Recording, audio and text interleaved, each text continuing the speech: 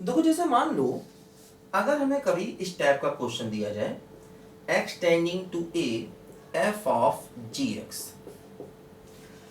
मतलब देखो ये दो फंक्शन का कंपोजिशन है और आपको किसी पॉइंट पर लिमिट निकालनी है। तो अब देखो यहां पर ध्यान देना, x की वैल्यू मतलब लिमिट की वैल्यू फंक्शन के अंदर ले जा सकते हैं कि नहीं, ले जा सकते हैं। तो कब ले जा सकते हैं, देखो जैसे मान लो हम इसको एक एग्जांपल्स की हेल्प से देखते हैं। मान लो जैसे ये क्वेश्चन है लिमिट x टेंडिंग टू 0 और हमें करना है साइन ऑफ मॉड x। देखो ये एक मॉड x फंक्शन है, एक साइन x फंक्शन है ना। तो देखो ये दो फंक्शंस का कंपोजिशन है, एक मॉड x है, एक साइन x है। तो क्या हम सीधे सीधे इस लिमिट को अंदर ले जाके रख सकते हैं? क्या हम x की जगह पर सीधे सीधे अंदर ले जाकर 0 रख सकते हैं? ध्यान दो। अब देखो इसका तरीका ये होता है कि जैसे मान लो हमने अगर अंदर ले जाके लिमिट को रखा तो मान लो ये एफ ए हो गया, एफ ऑफ जी ए हो गया। मान लो ये जो जी ए है, मान लो इसकी वैल्यू के है, लेट।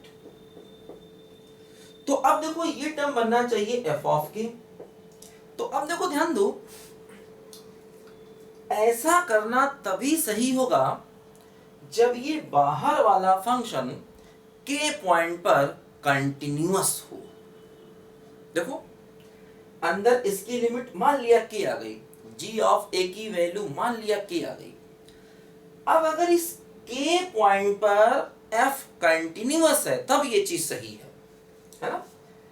इट इज करेक्ट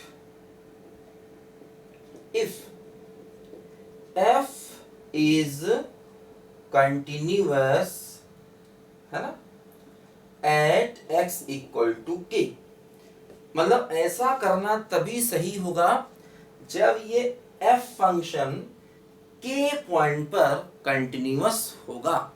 ध्यान दीजिए, है ना। अगर ये f फंक्शन के पॉइंट पर कंटिन्यूअस होगा तो ऐसा करना बिल्कुल सही होगा। देखो जैसे अब यहां पर मान लो ये मॉड x है। अब एक बात और ध्यान दो, जैसे क्या हम मॉड x में ही सीधे सीधे जाके वैल्यू 0 पुट कर सकते हैं? क्या ऐसा किया जा सकता है? देखो यही बात ग्रेटेस्ट इंटीजर में सही नहीं होती है। ग्रेटेस्ट इंटीजर में अगर आप ऐसा कर दोगे तो आंसर गलत है। ये वजह क्या है? वजह देखो ये है, इस 0 पर ग्रेटेस्ट इंटीजर कंटिन्यूअस नहीं है। लेकिन देखो अगर हम मॉडुलस फंक्शन को देखें तो y बराबर मॉड s का देखो ग्राफ ऐसा होता है। अब देखो 0 पर ये मॉडुलस फंक्शन कंटिन्यूअस है। देखो 0 पर ये मॉडुलस फंक्शन कंटिन्यूअस है, तो इसीलिए ऐसा करने में कोई समस्या नहीं है। एक्चुअली जो आप निकाल रहे हो वो उस पॉइंट पर y की वैल्यू है, लेकिन y की वैल्यू लिमिट के बराबर हो जाएगी, क्योंकि देखो अगर हम इसमें x को 0 रखें तो y भी 0 आ जाएगा। तो एक्चुअली ये y की वैल्यू है, तो y की वैल्यू लिमिट के बराबर क्यों हो रही है? क्योंकि मॉडुलस फंक्शन 0 पर कंटिन्यूअस होता है ना। जबकि ग्रेटेस्ट इंटीजर फंक्शन 0 पर कंटिन्यूअस नहीं होता है, इसीलिए ऐसा करना गलत है। अब देखो यहाँ पर जैसे अगर हम x को जाकर 0 रखेंगे तो साइन 0 आएगा। अब देखो ये हो जाएगा साइन ऑफ 0। अब 0 पर क्या साइन फंक्शन कंटिन्यूअस है? हाँ है, तो इसलिए ऐसा करना भी सही है, कोई दिक्कत नहीं, हम ऐसा कर सकते हैं। क्योंकि देखो इसका रिजल्ट आ गया 0। अब 0 पर बाहर वाला फंक्शन क्या है? साइन। तो क्या 0 पर साइन फंक्शन कंटिन्यूअस होता है? हाँ, 0 पर साइन फंक्शन कंटिन्यूअस होता है, इसलिए बस सही है।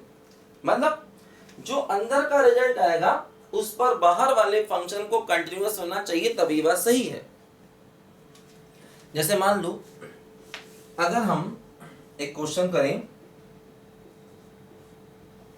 Limit x tending to 0 greatest integer x plus 1, तो ऐसा क्वेश्चन करें, है ना। अब देखो अगर हम x को अंदर ले गए तो दिक्कत हो जाएगी, क्योंकि अंदर क्या बनेगा 1, और 1 पर ये ग्रेटेस्ट इंटीजर फंक्शन कंटिन्यूअस नहीं होता, है ना। 1 पर ये ग्रेटेस्ट इंटीजर फंक्शन कंटिन्यूअस नहीं होता, ध्यान दीजिए, है ना। अब देखो ध्यान दो, ऐसे केस में अच्छा होगा कि हम क्वेश्चन को हमेशा राइट हैंड लिमिट और लेफ्ट हैंड लिमिट से करें, हमेशा। ऐसे केस में हमेशा ये अच्छा होगा कि हम क्वेश्चन को right hand limit left hand limit से करें, ठीक। लेकिन देखो, अगर हम इसी में थोड़ा चेंज कर दें, जैसे मान लो अगर हम ये क्वेश्चन ले लें, limit x tending to 1/2 greatest integer x plus 1। अब देखो, अगर आप x को 1/2 लोगे तो ये 3/2 आएगा। अब देखो 3/2,